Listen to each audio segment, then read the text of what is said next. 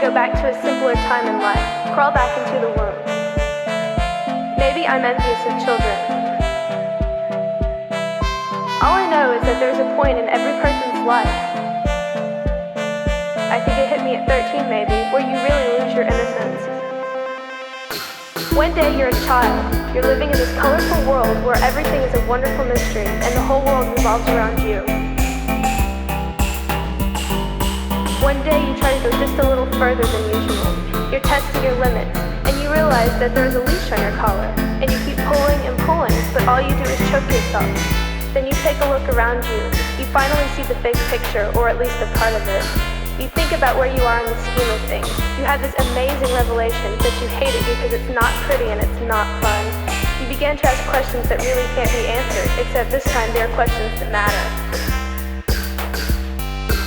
Your every movement is fixed and monitored carefully. Your future is planned and any deviation is punishable. There is no time for fun and games, for you are preparing to join the rat race. Where's your place? And then there is this matter with the leash that you are now aware of. You see who is at the end of it. They are your parents and teachers.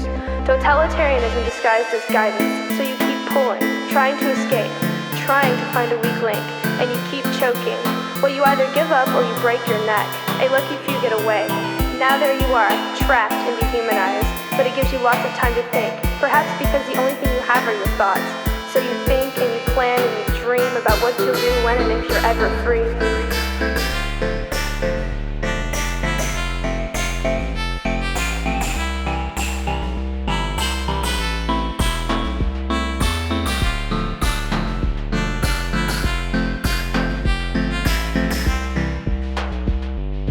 Finally, one day it is declared that you are free. However, by the time they're through with you, you are a helpless, shivering mess, completely drained, and your spirit is broken. You're afraid because you know nothing else. Freedom has always been this distant dream. Now you can go, but where? So there you remain. Or maybe you carefully step away, slowly now, steady, like a baby fawn taking her first steps. And you look back to see that your parents and teachers weren't holding the leash after all. They were merely on the other end of it with their own colors. You feel sorry for them. But what a revelation. You're free, wild as a deer. But wait, you can only go so far. There's a big fence blocking your way. It's 20 miles high and it's guarded by police, the government, your boss, and the army. And you're still chained, it's just a little longer than before. You thought you were free? Ha! You look around, you see millions of others just like you, all connected with chains, and they're so tangled and intertwined that no one can tell who's holding the leash anymore. And the chains are too strong and the fence is too high for you alone. But the only way you can ever hope to break free is for everyone to pull together at the same time and tear down the fence.